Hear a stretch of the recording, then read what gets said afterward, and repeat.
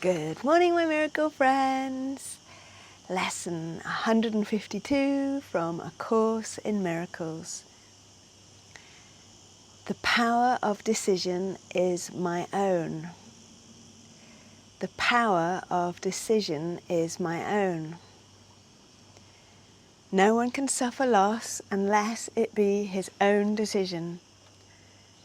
No one suffers pain except his choice elects this state for him. No one can grieve, nor fear, nor think him sick unless these are the outcomes that he wants, and no one dies without his own consent. Nothing occurs but represents your wish, and nothing is omitted that you choose. Here is your world, complete in all details. Here is its whole reality for you, and it is only here salvation is. You may believe that this position is extreme and controversial and too inclusive to be true. Yet, can truth have exceptions? If you have the gift of everything, can loss be real? Can pain be part of peace, or grief of joy? Can fear and sickness enter in a mind where love and perfect holiness abide? Truth must be all-inclusive, if it be the truth at all. Accept no opposites and no exceptions, for to do so is to contradict the truth entirely. Salvation is the recognition that the truth is true, and nothing else is true. This you have heard before, but may not yet accept both parts of it. Without the first, the second has no meaning, but without the second is the first no longer true. Truth cannot have an opposite. This cannot be too often said and thought about. For if what is not true is true, as well as what is true, then part of truth is false. And truth has lost its meaning. Nothing but the truth is true, and what is false is false. This is the simplest of distinctions, yet the most obscure, but not because it is a difficult distinction to perceive. It is concealed behind a vast array of choices that do not appear to be entirely your own, and thus the truth appears to have some aspect that belie consistency, but do not seem to be but contradictions introduced by you. As God created you, you must remain unchangeable, with transitory states by definition false, and that includes all shifts in feeling, alterations in conditions of the body and the mind, in all awareness and in all response. This is the all-inclusiveness which sets the truth apart from falsehood, and the false kept separate from the truth as what it is. Is it not strange that you believe to think you made the world you see is arrogance? God made it not, or this you can be sure, of this you can be sure. What can he know of the ephemeral, the sinful and the guilty, the afraid, the suffering and the lonely, and the mind that lives within a body that must die? You but accuse him of insanity to think he made a world where such things seem to have reality. He is not mad. Yet only madness makes a world like this. To think that God made chaos contradicts his will, invented opposites to truth, and suffers death to triumph over life. All this is arrogance. Humility would see at once these things are not of him. And can you see what God created not? To think you can is merely to believe you can perceive what God willed not to be, and what could be more arrogant than this. Let us today be truly humble and accept what we have made as what it is. The power of decision is our own. Decide but to accept your rightful place as co-creator of the universe, and all you think you made will disappear.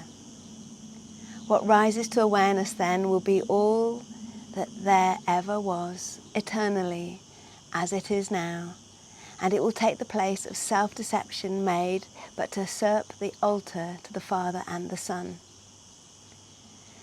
Today we practice true humility, abandoning the false pretense by which the ego seeks to prove it's arrogant. Only the ego can be arrogant, but truth is humble in acknowledging its mightiness, its changelessness, and its eternal wholeness, all-encompassing, God's perfect gift to His beloved Son. We lay aside the arrogance which says that we are sinners, guilty and afraid, ashamed of what we are, and lift our hearts in true humility instead to Him who has created us immaculate, like to Himself in power and in love. The power of decision is our own, and we accept of Him that which we are, and humbly recognize the Son of God. To recognize God's Son implies as well that all self-concepts have been laid aside and recognized as false. Their arrogance has been perceived, and in humility the radiance of God's Son, His gentleness, His perfect sinlessness, His Father's love, His right to heaven and release from hell, are joyously accepted as our own. Now do we join in glad acknowledgement that lies are false and only truth is true. We think of truth alone as we arise and spend 5 minutes practicing its ways, encouraging our frightened minds with this. The power of decision is my own. This day I will accept myself as what my Father's will created me to be. Then will we wait in silence, giving up all self-deceptions, as we humbly ask ourself, our higher self, that He reveals Himself to us, and He who never left will come again to our awareness, grateful to restore His home to God as it was meant to be. In patience, wait for Him throughout the day, and hourly invite Him with the words with which the day began, concluding it with this same invitation to yourself. God's voice will answer, for He speaks to you and for your Father. He will substitute the peace of God for all your frantic thoughts, the truth of God for self-deception, and God's Son for your illusions of yourself.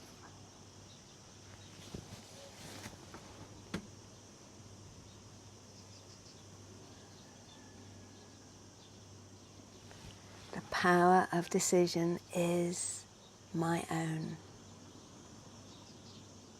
The power of decision is my own. Beloved divine, loving light within us and all around us, the perfect day, full of love, already exists. Thank you for guiding us and everyone concerned to this. God before us and God behind us. God to the left of us and God to the right of us. God above us and God below us. God expressed through us and God emanate from us, radiating outwards, touching everyone and everything in the form and the formless. Where would God have us go today? What would God have us do today? What would God have us say or not say today, and to whom? See you tomorrow.